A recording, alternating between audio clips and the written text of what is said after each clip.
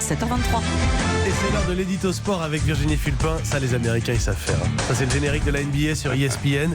On va parler de basket avec vous, Virginie. Le match de NBA, donc, entre les Los Angeles Lakers et les Brooklyn Nets a eu lieu hier à Shanghai. Il y aura même une affiche demain dans une autre ville chinoise. Pour vous, la NBA n'aurait pas dû accepter de jouer ces matchs ? Je cherchais à illustrer l'expression vendre son âme au diable. J'ai trouvé. Hier, les Nets ont battu les Lakers à Shanghai, mais l'histoire est ailleurs.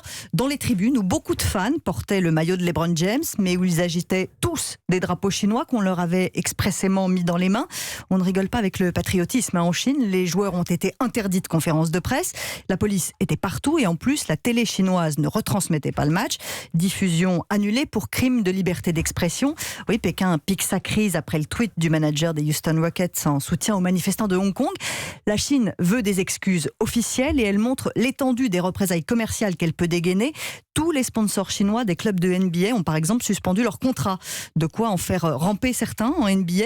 Le propriétaire des Houston Rockets, notre manager ne parle pas au nom du club. Nous, on est là pour jouer au basket, pas pour faire de la politique. Ah oui. La star de l'équipe, James Harden, on s'excuse, nous on adore la Chine. Oui, ça n'est plus les Houston Rockets, mais les Houston Carpets. Des excuses officielles, il n'y en a pas eu, certes, mais le patron de la NBA s'est quand même fendu d'une phrase assez pathétique. Désolé, mais on ne peut pas censurer les propos de chacun. Oui, heureusement. Et tout ça, ça ne suffit pas à calmer Pékin. Alors pourquoi jouer ces matchs ? La NBA manque un petit peu de courage. Pourquoi ? Il faut dire que ça pourrait leur coûter très cher. 1 milliard de dollars par saison. Oui, ça fait réfléchir. Le marché chinois représentera 20% du budget de la NBA dans 10 ans.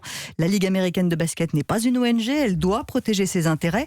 Mais là, elle est prête à tout sacrifier sur l'autel du business. Plusieurs politiques aux États-Unis ont appelé à l'annulation des matchs. Ça ne peut pas être qu'un marché, la NBA. Son histoire est jalonnée de prises de position politiques, des joueurs qui s'engagent pour les droits civiques, par exemple. Alors, les voir ménager la chèvre et le chou chinois, autant effacer le premier amendement de la Constitution américaine sur la liberté d'expression. Et puis, qui nous dit que les fans chinois n'attendaient pas plus de résistance justement parce qu'eux ne peuvent pas le faire ? C'est bien dit pour le coup. Merci beaucoup. Alors, Houston Carpets, l'avantage, c'est que ça marche en anglais aussi. Exactement. Donc, ils l'auront compris. On va leur envoyer l'édito de Virginie Fulpin. Merci Virginie. Il est 7h26, vous êtes sur Europe 1. Un excellent réveil à toutes et à tous.